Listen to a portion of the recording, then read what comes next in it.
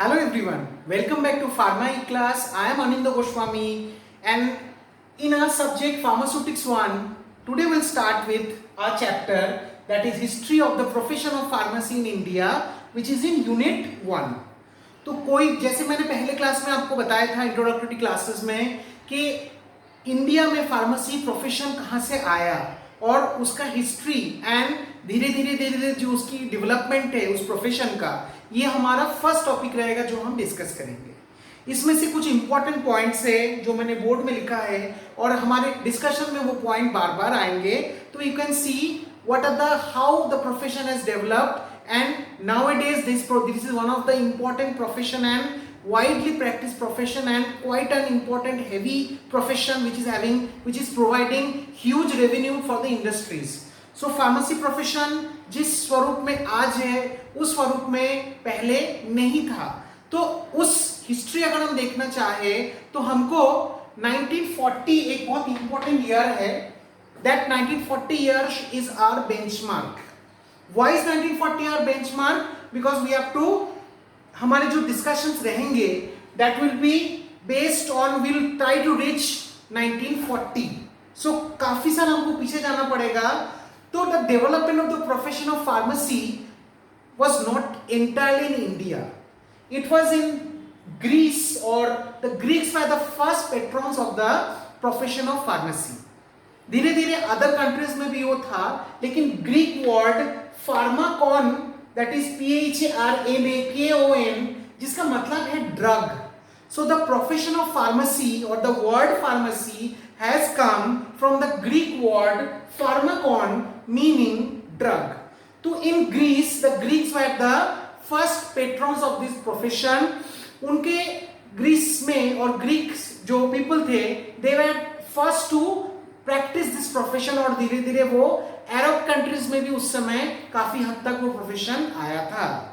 India was a very traditional country and still it is, but at that time we are talking before 1940s और we have gone a much primitive era. In that era particularly we had the rules of different rulers in India. Bharat एक ऐसे देश रहा है इसमें बहुत सारे अलग अलग किस्म के रूलर्स थे. पहले यहाँ के अपने राजा महाराजा थे, उनके यहाँ पे बहुत सारे वैद्यराज हुआ करते थे जो कि मेडिसिन देते थे लोगों को, particularly from different natural sources, जड़ी बूटी, पौधे, प्लांट्स या मिनरल्स, इन सोर्सेस से जनरली मेडिसिन उस समय उपलब्ध करवाए जाते थे. और बेसिक मेडिसिन जो थे that were the main source were the source of natural origin, because allopathic system of जो मेडिसिन है जो आज सबसे ज्यादा पॉपुलर है पूरे वर्ल्ड में, that allopathic system of medicine was introduced in India by the Britishers. But British rule India में शुरू से नहीं था. जैसे आप जानते हैं ब्रिटिश रूल से पहले हमारे ओरिजिनल जो हमारे रूलर्स थे, जो राजा महाराजा थे, they were the patrons of this profession. उनके साथ बहुत सारे वैद्य थे जो कि मेडिसिन देते थे. उसके बाद इंडिया में ब्रिटिश रूलर से पहले मुस्लिम रूलर्स थे. बहुत सारे सालों तक they were rulers of the Muslims, different rulers. तो उन्होंने एलोपैथिक सिस्टम नहीं, उन्होंने अपना सीधा यूनानी सिस्टम्स जो मेडिसिन है, जो अरेबिक सिस्टम्स ऑफ मेडिसिन है, which was also very common and very popular in the Arabian countries, वो सिस्टम्स ऑफ मेडिसिन को उन्होंने इंडिया में फॉलो कराया था. उसके बाद व्हेन ब्रिटिशर्स केम अराउंड 1900 से काफी पहले, उस समय तक भी यहाँ पे मुस्लिम रूलर्स से द्वारा जो अरेबिक मेडिसिन थे वो काफी यहाँ पे फॉलो किया जाता था. ब्रिटिशर्स आने के बाद कुछ कानून इसमें बनने लगे. Like for example in 1878 opium act was pass. Opium you know is opium Poppy जो कि कल्टीवेट किया जाता है, जिनका मैक्सिमम यूज होता है for some misuse purposes, for some other purposes, लेकिन opium can also be act as a medicine. इसके एक मेडिसिनल वैल्यू है. तो ये एक नार्कोटिक एनाल्जेसिक के रूप में यूज किया जाता है, लेकिन उसकी मिसयूज रोकने के लिए उस समय के जो ब्रिटिश रूलर्स थे उन्होंने ओपियम एक्ट बनाया था. उसके बाद 1889 में मार्केंडाइज एक्ट बनाया था. उसके तहत मेडिसिन की इंपोर्ट और मेडिसिन किस हिसाब से इंडिया में रहेंगे, बिकॉज ब्रिटिशर्स आते से ही मुस्लिम रूलर्स के द्वारा Arabic medicines, they were not available then. Now the medicines were mostly imported from Great Britain. So after the introduction of British rule in India, the allopathic system of medicine came into play. Now only medicines were imported in India because India के पास वो infrastructure अभी भी नहीं था कि India में manufacturing दवाइयों की हो.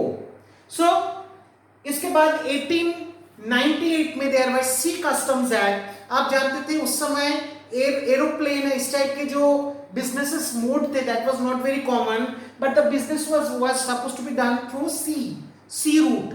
So Sea Customs Act, which is still there, called as Customs Act, तो that was an act made by the Britishers ताकि import के जो facilities है उसको समझने के लिए और ताकि ये कानूनी दायरा बन पाए.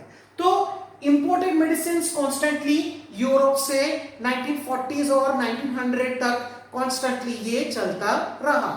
बट फिर भी इंपोर्टेड मेडिसिन की जो बेसिक क्रूड ड्रग जो थे that were available in India because India has been a country which is very very rich in its natural resources. तो भारत में जो प्लांट्स, जो मिनरल्स या ऐसे जो ओरिजिनेटेड जो ड्रग्स थे वो चले जाते थे क्रूड फॉर्म में, क्रूड मतलब रॉ फॉर्म में, टू यूरोप. उसके बाद यूरोप में पर्टिकुलरली ग्रेट ब्रिटेन में मेडिसिन बन के और उसका जो फिनिश प्रोडक्ट था वो आता था, इंपोर्ट होता था इंडिया में.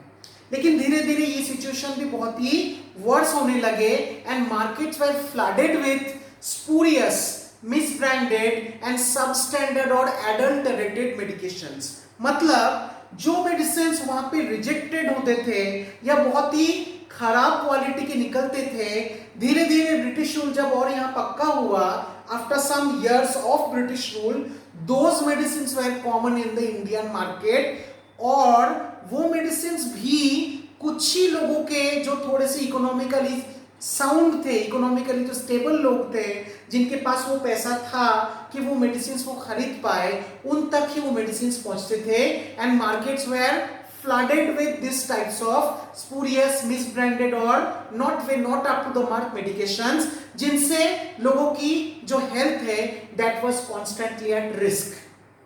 उसके बाद ये प्रोसेस काफी सालों तक चलता रहा because we Indians were not that much capable of manufacturing because manufacturing needs huge turnover of a business. लेकिन फिर भी कुछ लोग कॉन्स्टेंटली सामने आए और कुछ लोगों का ये था कि भारत में जो हेल्थ के साथ जो खिलवाड़ चल रही है, that particular thing has to be stopped. So how could it be stopped? Because we were not an independent country then. We were still a non-independent country then. लेकिन 1901 में Bengal Chemicals and Pharmaceutical Works were established and that was the first independent Indian drug manufacturing company in India, which was made under the patronage of Acharya Prafulla Chandra Roy, who was a noted chemist. उनका lab actually उन्होंने donate किया था और उन्होंने lab को design किया था for the purpose of manufacturing of drugs, and that was done in Calcutta.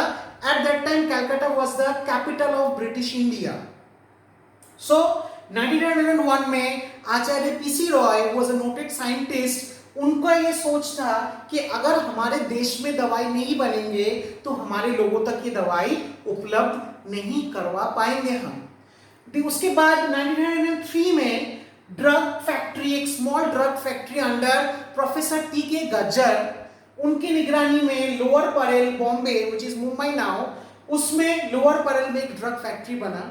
उसके बाद 1907 में एक quite a good independent pharmaceutical company which is still there called as Alembic chemical works which was established at Vadodara, today's Vadodara, Gujarat, by again Professor T.K. Gajjar. You know, Gujaratis are very good businessmen and they have huge turnover of money. So Professor Gajjar, जो कि जिन्होंने Alembic Chemical Works बनाया, that was a quite a large and independent manufacturing company जिसमें Britishers की कोई पैसा नहीं लगा था. It was an independent Indian company. So Indian history और मेडिसिन की हिस्ट्री अगर हम पढ़ने जाए तो ये तीन मतलब चीजें अपने को कॉन्स्टेंटली देखना पड़ेगा. That is 1901 establishment of Bengal chemicals and pharmaceutical works at Calcutta, 1903 drugs factory at Lower Parel Mumbai, and 1907 the formation, the establishment of Alembic Chemical Works at Baroda, Gujarat. But still the manufacturing of these from these companies were not sufficient to treat people in India, because we then also had a huge population. तो अभी भी market में spurious, misbranded और adulterated जो imported medications थे from European countries और from the British ruled countries, वहीं से मेडिसिन आते थे और वो कुछ लोगों के साथ ही, कुछ लोगों के पास ही वो मिलते थे. तो as a result our health, the health of the Indians were at constant risk. ये जो इंपोर्टेड मेडिसिन जो भी मार्केट में थे वो भी practically stop हो गए from the year in between the year 1914 to 1920. So that why it was such? Because in that at that time world war थे, पूरे विश्व में वर्ल्ड वॉर 1 का आगाज हो गया था 1914 से, जो कि 1920 तक चला. और during world war also those imports were also stopped. So Indians were at heavy risk, but at the same time एक और एक्ट मार्केट उस समय ब्रिटिश रूल में था, that was Poisons Act. तो इस हिसाब से इंडियंस कंपनीज की एस्टैब्लिशमेंट और धीरे धीरे जो imported spurious, misbranded, adulterated drugs जो थे उनको constantly markets were flooded. So at that particular time there were continuously health hazards. क्यों? क्योंकि markets were fulfill with this types of unethical medications. तो हेल्थ हैजर्ड्स में क्या क्या थे उस समय, कुछ के एग्जांपल्स हम देते हैं. जो हेवी मेटल्स है लाइक एंटीमनी, लाइक आर्सेनिक, उनके जो उनसे बना हुआ जो प्रिपरेशंस है, उन preparations they are slow poisons actually. उन प्रिपरेशंस को कैसे प्रॉपरली यूज किया जाता है, ऐसे इसके बारे में किसी को कोई नॉलेज नहीं था, तो उनके मिसयूज कॉन्टिन्यूअसली हो रहे थे. Next, there are very common cases of quinine poisoning, because malaria at that time was an epidemic. जो आजकल हम लोग कोरोना वायरस बोल के जो एपिडेमिक से हम गुजर रहे हैं, उस समय इंडियंस के साथ malaria was that particular thing. So उसमें क्विनाइन दिया जाता था, ये सभी को मालूम है. लेकिन क्विनाइन के इतने खराब वर्जन्स अवेलेबल थे इंडिया में, तो क्विनाइन पॉइजनिंग के बहुत ज्यादा केसेस उस समय होते थे. इसके अलावा आपका croton eye installation into the eyes in place of atropine. Atropine जो कि मेडिसिन जो कि ऑप्थेल्मिकली यूज किया जाता है, आंखों में यूज किया जाता है, उसकी जगह क्रोटोन ऑयल डाल दिया जाता था जो कि लोगों की आंखें तक खराब कर देती थी.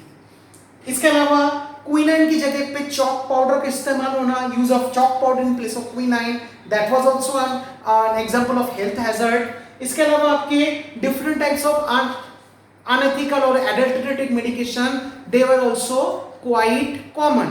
So before 1940 and in the 1900s, if we draw the conclusion about the health hazards in India, we can only conclude that few laws were there.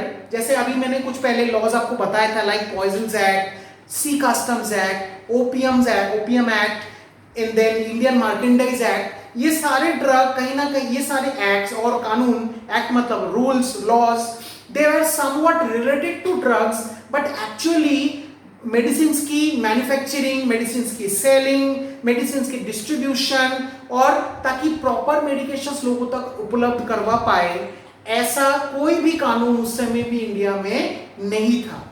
Few laws were there in relation to drugs that were obtained by different states in India, like Bombay Province Act, Calcutta Province Act, Karnataka Act. ऐसे करके कुछ states के कुछ छोटे छोटे कानून थे about the drugs, but they were insufficient.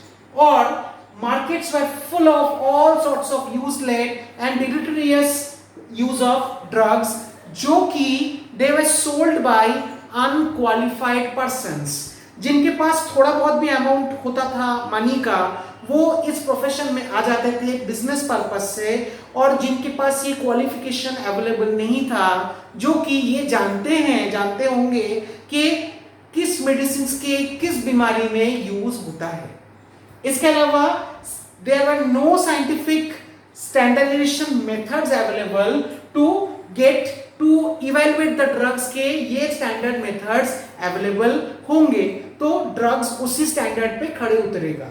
तो कुल मिला के अगर हम बोले बिफोर द 1940s में actually the British government pass the drugs act which was officially the act जिनमें मेडिसिन की सेलिंग डिस्ट्रीब्यूशन और इंपोर्ट को किया गया as well as the somewhat the manufacturing part but before 1940 this was actually the scenario.